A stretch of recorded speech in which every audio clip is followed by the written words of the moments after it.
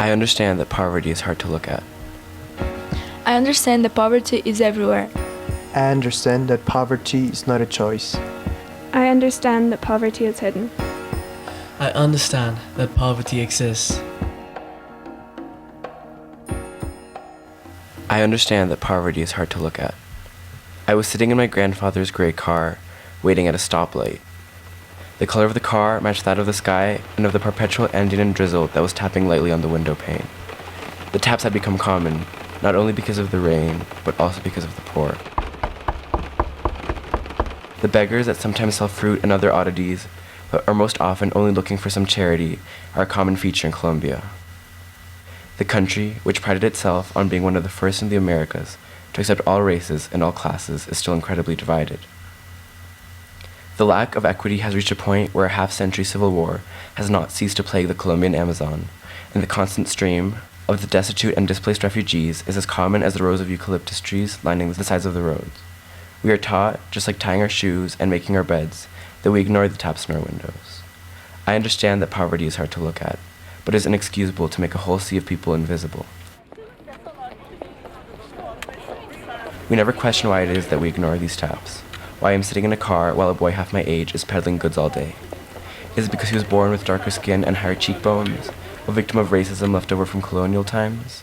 Or did he have the misfortune of being born in a war zone and have to relocate in the hopes of somehow finding a better future in Bogota's slums? We wait uncomfortably for the light to change and speed off home to forget all we saw. We never think of all those beggars and what are they doing, if they're returned home to the slums, or if they're still tapping on windows, waiting for someone to notice them.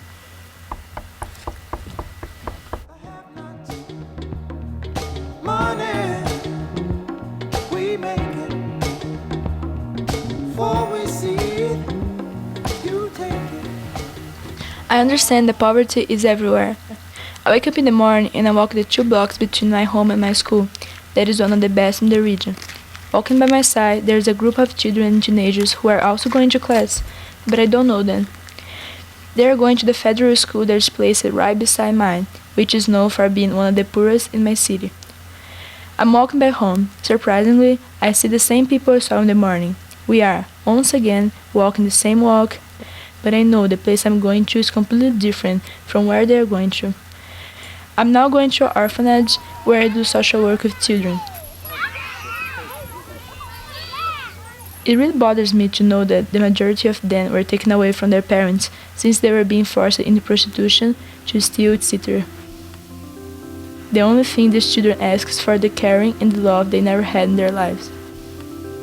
I'm not sure if it's because the time we spend hanging out together or if it's the help I give them homework and other personal things, but somehow I feel I can give them the caring and the love when they hug, kiss, and ask me to stay when I'm leaving.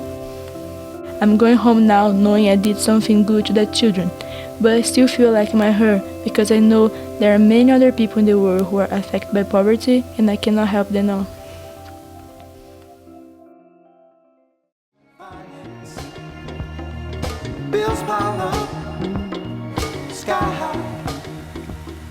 I understand that poverty is not a choice. When I was little, I couldn't understand why I was interrupted so often from playing or doing my homework by the constant blackouts from power outages that affected my city.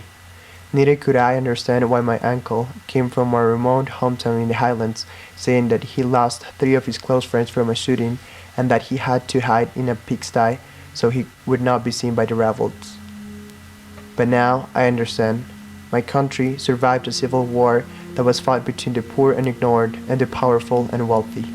The war was a direct result of the oblivion of the government who wanted to preserve the exclusive social structure. In response to that, some of the poor took up arms and tried to change the privileged status quo of a small group. Even though I don't support in any way any violent movement, I understand why they decided to make justice on their own. The poor were sick of not being heard and wanted to stop the cycle of poverty. They did not want their kids to be doomed just because they were born in an indigenous community with no opportunity to be successful. I understand that poverty is not a choice. People in Peru still die for not having enough clothing in the winter. Thousands of children living with malnutrition, and the majority cannot access health and educational services. Justice and oppression are issues that still have to be solved in my country.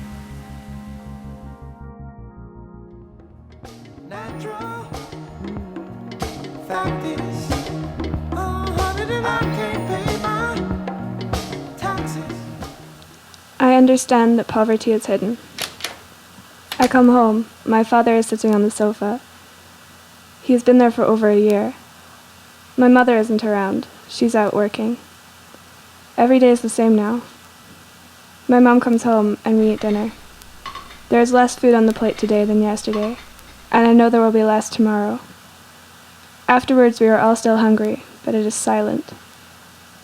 My mom is on the verge of tears. Dad looks up, and seeing the tears in her eyes, his spiral of depression grows deeper. Tomorrow will be worse, and the next day, and the next day. I understand that poverty is hidden. I live in a big house, but the walls are bare, and my clothes are second-hand. People don't look at me and think poverty. Every day, my family draws closer to the line. My country neglects to realize poverty exists. It is happening, but we are too proud to say we need help. Who would listen?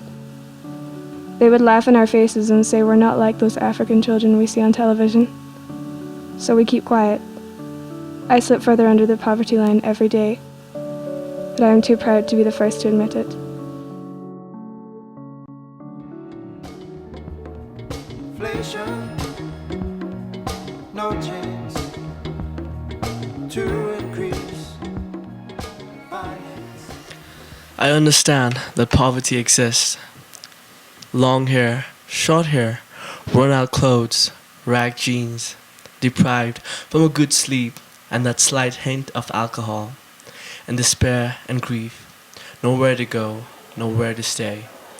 Such 100 faces passed by me while I served them with a plate of peanut butter sandwich and a glass of orange juice that afternoon. Had it not been for those non-profit organizations serving the hungry, who would have known when their first meal for the day would have been? Needless to say, thousands of such poverty-stricken homeless people reside in the streets of America. If I had to look back at my own country, an impoverished third world country, quarter of the population in Nepal is below the poverty line. Hundreds of people storm the streets begging for food and money. Nowhere to call home, no family to bother about. Those hungry, malnourished children, mothers, widows have one thing in common: poverty.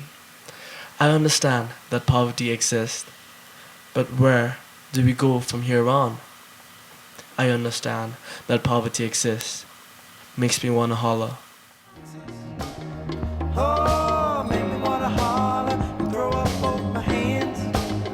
Yeah, it made me wanna holler and throw up both my hands. Nicholas Montano, U.S. and Colombia. Silvia Capelanes, Brazil. Jorge Silva, Peru. Una Taylor, UK. Jenish-Nepal, Nepal.